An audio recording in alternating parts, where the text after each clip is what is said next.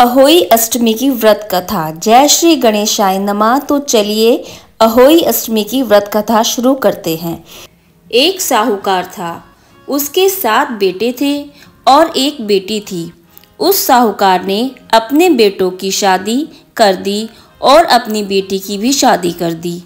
अब 7 बेटों के साथ साहूकार के घर में 7 पुत्र वधू भी रहती थीं। एक दिन दिवाली का पर्व आने वाला था, तो साहूकार की बेटी अपने ससुराल से मायके आई हुई थी। दीपावली पर घर को लीपना था, इसके लिए सारी बहुएं जंगल मिट्टी लेने के लिए गईं।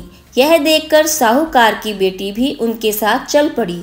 साहूकार की बेटी जहां मिट्टी खोद रही थी, उस स्थान पर स्याहू अपने 7 बेटों के साथ रहती थी। साहूकार की बेटी से स्याहू का एक बच्चा गलती से मर गया। स्याहू इस पर क्रोधित हो बोली, मैं तुम्हारी कोख बांध दूंगी।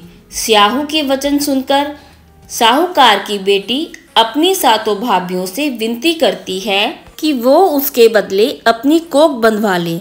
7 भाभियों में से सबसे छोटी वाली भाभी मान जाती हैं। इसके बाद छोटी भाभी के जब भी बच्चे होते तो वो 7 दिनों बाद मर जाते। तो उन्होंने पंडित को बुलाया और कारण पूछा, तो पंडित ने कहा कि सुरही गाय की सेवा करने से यह सब ठीक हो जाएगा। सुरही सेवा से प्रसन्न होती है और उसे स्याहू के पास ले जाती है। रास्ते पर थक जाने पर दोनों आराम करने लगती हैं। अचानक साहूकार की छोटी बहू की नज़र एक ओर जाती है। वह देखती है कि एक सांप गरुड़ पंखनी के बच्चे को डसने जा रहा है और वह सांप को मार देती है। इतने में गरुड़ पंखनी वहां आ जाती है और खून बिखरा हुआ देखकर उसको लगता है कि छोटी बहू ने उसके बच्चों को मार दिया है।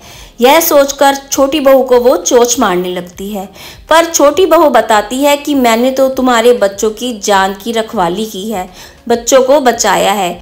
गरुड़ पंखनी इस पर बहुत खुश हो जाती है और सुरही सहित उसे स्याहू के पास पहुंचा देती है। वहां स्याहू छोटी बहू की सेवा से प्रसन्न होकर उसे 7 पुत्र और 7 बहू होने का आशीर्वाद देते हैं। स्याहू के आशीर्वाद से छोटी बहू का घर पुत्र और पुत्र वधुओं से हरा भरा हो जाता है।